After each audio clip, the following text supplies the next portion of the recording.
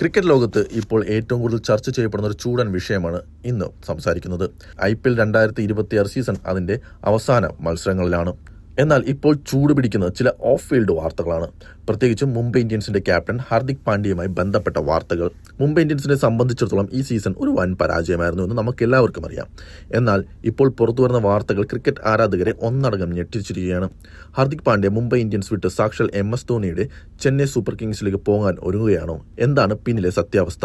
Social മീഡിയയിൽ വൈറലാകുന്ന ഹാർദിക്കിന്റെ Instagram സ്റ്റോറിയിലെ ആ രഹസ്യം എന്താണ്? പെട്ടെന്ന് ഹാർദിക് പാണ്ഡ്യ CSKയിലേക്ക് പോകുമെന്നൊരു വാർത്ത കാട്ടുതീ പോലെ പടരാൻ കാരണം എന്താണ്?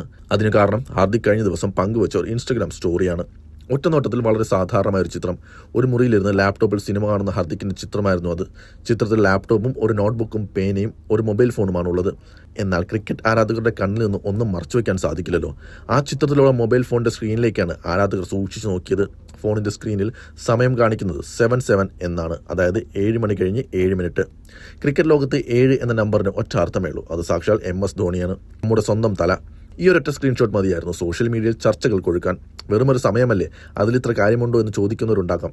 എന്നാൽ കടുത്ത പ്രതിസന്ധിയിലൂടെ കടന്നു പോകുന്ന ഹാർദിക് പാണ്ഡ്യ മനഃപൂർവ്വം നൽകിയൊരു ഹിന്റാണോ ഇതെന്ന് ആരാധകർ ചോദിക്കുന്നുണ്ട്. തല ഫോർ എ റീസൺ എന്ന് പറഞ്ഞ് ഒരു വിഭാഗം ആരാധകർ ഇത് ഏറ്റെടുത്തു കഴിഞ്ഞു.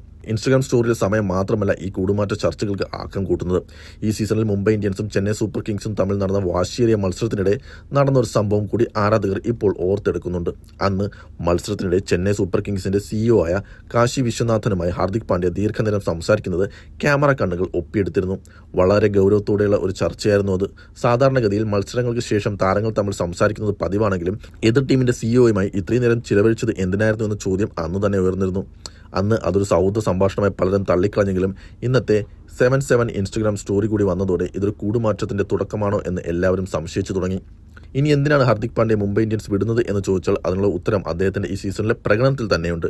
ഈ 2026 IPL സീസണിൽ ഹാർദിക്കിന്റെ കരിയറിലെ തന്നെ ഏറ്റവും മോശം സീസണുകളിൽ ഒന്നാണ്. ബാറ്റിംഗിലും ബോളിംഗിലും ക്യാപ്റ്റൻസിയിലും ഒരുപോലെ അദ്ദേഹത്തിന് താളം നഷ്ടപ്പെട്ടു.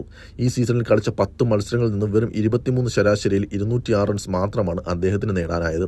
സ്ട്രൈക്ക് റേറ്റ് ആകട്ടെ വെറും 138 മാത്രം. ബോളിംഗിലും തിളങ്ങാൻ കഴിഞ്ഞില്ല. ആകെ വീഴ്ത്തിയത് വെറും 4 വിക്കറ്റുകൾ. അതിനിടയിൽ പരിക്കേറ്റതിനെ തുടർന്ന് 4 മത്സരങ്ങൾ താരത്തിന് നഷ്ടമാവുകയും ചെയ്തു. സ്വന്തം ടീമിന്റെ ആരാധകരിൽ നിന്ന് പോലും കടുത്ത വിമർശനങ്ങളും കൂവലുകളും നേരിടേണ്ടി വന്ന ഒരു സീസണായിരുന്നു ഇത്. ടീമിൽ ഹാർദിക്കിന്റെ ഭാവി തന്നെ ഇപ്പോൾ ചോദ്യചിഹ്നമായിരിക്കുകയാണ്. ഈ ഒരു സാഹചര്യത്തിൽ ഒരു മാറ്റം ഹാർദിക്കിന് അനിവാര്യമാണെന്ന് തന്നെ പറയാം.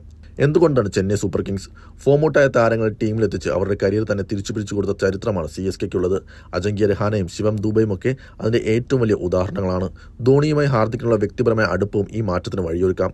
മുംബൈയിലെ സമ്മർദ്ദങ്ങളിൽ നിന്ന് മാറി CSK പോലൊരു ശാന്തമായ അന്തരീക്ഷത്തിലേക്ക് വന്നാൽ ഹാർദിക്കിന് ഒരു ഗംഭീര തിരിച്ചുവരവ് നടത്താൻ സാധിച്ചേക്കാം.